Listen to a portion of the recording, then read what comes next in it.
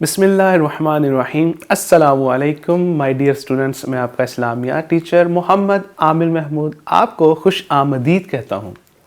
आज हम आफाक के प्लेटफॉर्म से आफाक सन सीरीज़ की इस्लामियात ग्रेड 5 का सबक नंबर 22 पढ़ेंगे। आज के सबक में हम बाब पंजम से सबक ईफाए अहद पढ़ेंगे। माय डियर स्टूडेंट्स, आपने ये वीडियो लेसन मुकम्मल तवज्जो के साथ गौर से सुनना है, देखना है, समझना है, ताकि जब ये कंप्लीट हो जाए तो आप इस काबिल हो जाएं कि ईफाए अहद का माना मफहूम जान सकें, ईफाए अहद की अहमियत और फजीलत से आगाह हो सकें, नबी करीम सल्लल्लाहु अलैहि वसल्लम और सहाबा कराम रज़ी अल्लाह ताला अन्हुम की सीरत से ईफाए अहद की चंद मिसालों से आगाह हो सकें, रोज़मर्रा ज़िंदगी में ईफाए अहद की सिफ्त अपना सकें, ईफाए अहद के मुआशरती फ़वाइद और अहद शिकनी के नुकसानात जान सकें। माय डियर स्टूडेंट्स, ईफाए अहद, ये जो दो लफ्ज़ हैं ईफाए अहद, तो ईफा का माना है पूरा करना, ईफा जिसका माना है पूरा करना, और अहद का माना है कौल, वादा या कौलो करार, जो आप वादा करते हैं, प्रॉमिस करते हैं किसी से। तो ईफाए अहद, इससे मुराद क्या होगा? वादा पूरा करना। ईफाए अहद, वादा पूरा करना। इस्लाम ने वादा पूरा करने की बहुत अहमियत बताई है, इस पर बहुत जोर दिया गया। कुरान मजीद में फरमाया गया तर्जमा, और अहद को पूरा करो, बेशक अहद के बारे में पूछा जाएगा। माय डियर स्टूडेंट्स, ईफाए अहद की अहमियत पर हमारे नबी सल्लल्लाहु अलैहि वसल्लम ने फरमाया, जो वादा पूरा नहीं करता उसका कोई दीन नहीं। यानी कि इतनी ज़्यादा अहमियत है, इम्पोर्टेंस है वादा पूरा करने की। हमारे नबी सल्लल्लाहु अलैहि वसल्लम ने वादा खिलाफ को, अगर कोई वादा पूरा नहीं करता तो इसको मुनाफिक करार दिया। इस बारे में फरमाया मुनाफिक की 3 निशानियां हैं। पहली निशानी ये कि जब वो बात करे तो झूठ बोले। दूसरी निशानी, जब वादा करे तो वादा खिलाफी करे, यानी वादा पूरा ना करे। और जब उसके पास अमानत रखवाई जाए तो उसमें खयानत करे, उसमें डंडी मारे, उसमें कमी बेशी करे। तो ये जो 3 निशानियां मुनाफिक की हैं। हमें चाहिए कि जब भी बात करें झूठ बिल्कुल भी ना बोलें, मजाक में भी ना बोलें। वादा हो, जब भी वादा करें तो उसको मुकम्मल करें। इसी तरह जब कोई इमानत रखवाई जाए हमारे पास तो उसको पूरी करें।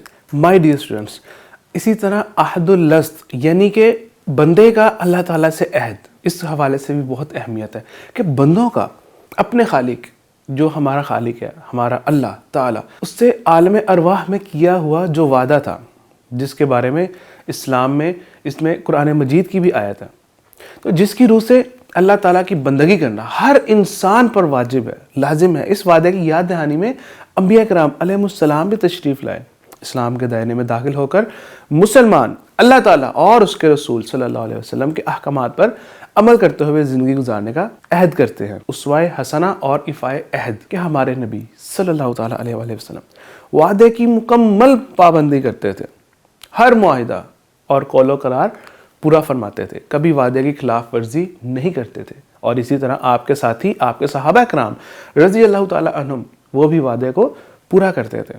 और दुश्मन भी, जो हमारे नबी सल्लल्लाहु अलैहि वसल्लम पर ईमान नहीं लाए थे, वो लोग भी आप सल्लल्लाहु ताला अलैहि वसल्लम की इस अजीम सिफ्त ईफाए अहद का एतराफ़ करते थे। वादा खिलाफी की मजम्मत के हवाले से फरमाया गया कि अहद तोड़ने वाले के लिए क़यामत के दिन एक झंडा उठाया जाएगा और कहा जाएगा ये फ़लाँ बिन फ़लाँ का दगाबाजी का निशान है। यानी कि इस हदीस मुबारक से हमें ये सबक मिलना चाहिए, हम सीखें कि हमने कभी भी वादा खिलाफी नहीं करनी।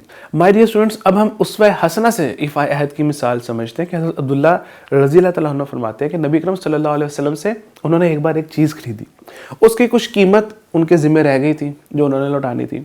उन्होंने वादा किया कि मैं उस जगह उसे लाकर उन्हें दे दूंगा, और फिर कहते हैं कि मुझे 3 दिन बाद याद आया, और फिर जब मैं दोबारा गया उस जगह तो नबी सल्लल्लाहु अलैहि वसल्लम वहीं पर मौजूद थे। और हमारे नबी सल्लल्लाहु अलैहि वसल्लम ने फरमाया, ए जवान, तूने मुझे जहमत में डाल दिया, इसी जगह 3 दिन से मैं तेरा इंतज़ार कर रहा हूँ।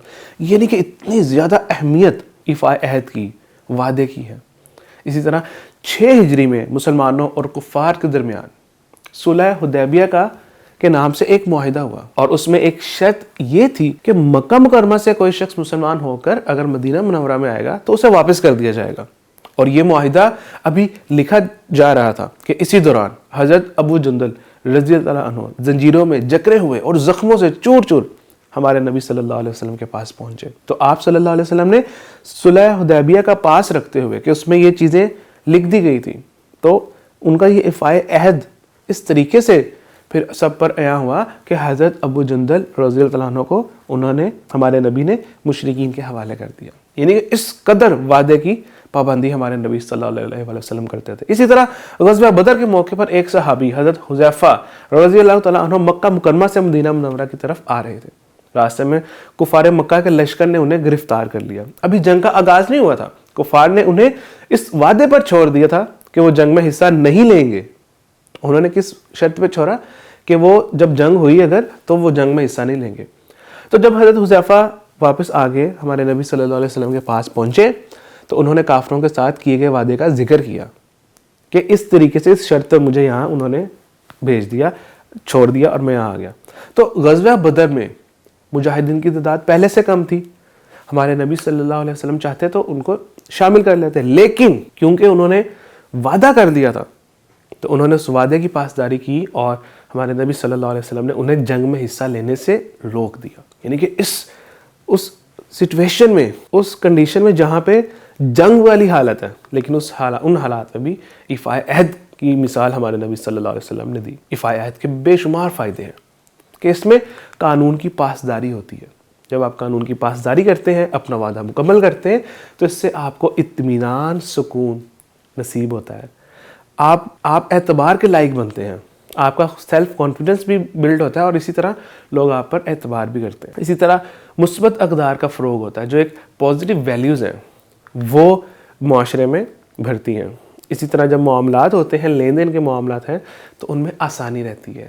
اسی طرح اعتماد کی فضا قائم ہوتی ہے. وعدہ پورا کرنے سے عزت و وقار میں بھی اضافہ ہوتا ہے. اگر ہم وعدہ پورا نہیں کریں گے، یعنی کہ عہد شکنی کریں گے، تو اس کے بہت سے نقصانات بھی ہیں. جیسے کہ عہد شکنی ایک سنگین جرم اور گناہ بھی ہے.